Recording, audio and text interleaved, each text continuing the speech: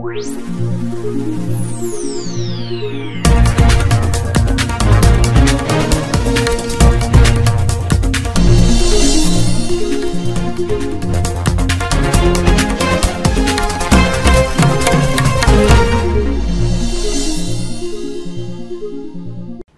90 Karnataka election ಅಪ್ಡೇಟ್ಸ್ಗೆ ಸ್ವಾಗತ. ನಾನು ವಿದ್ಯಾಶ್ರೀ. ಲೋಕಸಭಾ ಚುನಾವಣೆಗೆ ದಿನಾಂಕ ನಿಗದಿಯಾಗಿದೆ. ಎಲ್ಲಾ ರಾಜಕೀಯ ಪಕ್ಷಗಳಲ್ಲಿ ಚಟುವಟಿಕೆಗಳು ಗರಿಗೆದರಿವೆ.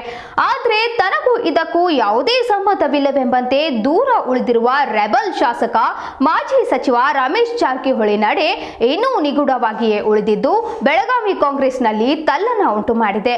ಹೌದು, ಬೆಳಗಾವಿ ರಾಜಕಾರಣದಲ್ಲಿ ಗೋಕಾಕ್ನ ಜಾರಕಿಹೊಳಿ ಸಹೋದರದೇ ಪ್ರಾಬಲ್ಯ. ಜಾರಕಿಹೊಳಿ ಕುಟುಂಬ ಬೆಂಬಲಿಸುವ ಅಭ್ಯರ್ಥಿಗಳೇ ಇಲ್ಲಿ ನಿರ್ಣಾಯಕ. ಗೋಕಾಕ್, ಯಮಕನಮರಡಿ, ಅರಬಾವಿ ಮೂರು ಕ್ಷೇತ್ರಗಳಿಗೂ ಜಾರಕಿಹೊಳಿ ಬ್ರದರ್ಸ್ ಶಾಸಕರಾಗಿರೋದು ಹಾಗೂ ಜಿಲ್ಲೆಯ ಬಹುತೇಕ ಕ್ಷೇತ್ರಗಳಲ್ಲಿ ಜಾರಕಿಹೊಳಿ ಬ್ರದರ್ಸ್ಗೆ ಸಾಕಷ್ಟು ಹಿಡಿತವಿರೋದೇ ಇದಕ್ಕೆ ಕಾರಣ.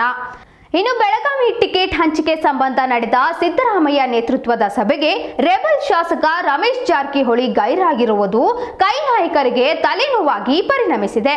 ರಮೇಶ್ ಜಾರಕಿಹೊಳಿ ಸೈಲೆಂಟ್ ಆಗಿ ಉಳಿದ್ರೆ ಬೆಳಗಾವಿ ಲೋಕಸಭಾ ಚುನಾವಣೆಯಲ್ಲಿ ಕಾಂಗ್ರೆಸ್ ಗೆಲುವು ಸಾಧಿಸುವುದು ಕಷ್ಟದ ಮಾತು. ಹೀಗಾಗಿಯೇ ರಮೇಶ್ ಜಾರಕಿಹೊಳಿ ಮನವೊಲಿಕೆಗೆ ಕೈ ನಾಯಕರು ಪ್ರಯತ್ನ ನಡೆಸಿದ್ದಾರೆ ಎಂಬ ಮಾತುಗಳು ಕೇಳಿ ಬಂದಿವೆ. ಆದರೆ ರಮೇಶ್ ಜಾರಕಿಹೊಳಿ ಮಾತ್ರ ಸಹೋದರ ಸತೀಶ್ ಜಾರಕಿಹೊಳಿ ಸೇರಿದಂತೆ ಯಾವೊಬ್ಬ ಕೈ ಶಾಸಕರ ಸಂಪರ್ಕಕ್ಕೆ ಸಿಗದಂತೆ ಜಾಲ ನಡೆ ಅನುಸರಿಸುತ್ತಿದ್ದಾರೆ.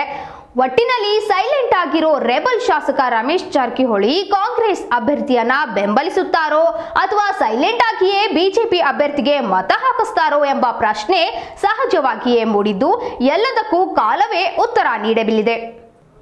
ಇದು ಈ ಕ್ಷಣದ ಎಲೆಕ್ಷನ್ ಅಪ್ಡೇಟ್ಸ್. ಹೆಚ್ಚಿನ ಅಪ್ಡೇಟ್ಸ್ಗಾಗಿ ನೋಡ್ತಾ ಇರಿ ನ್ಯೂಸ್ 90 ಕರ್ನಾಟಕ.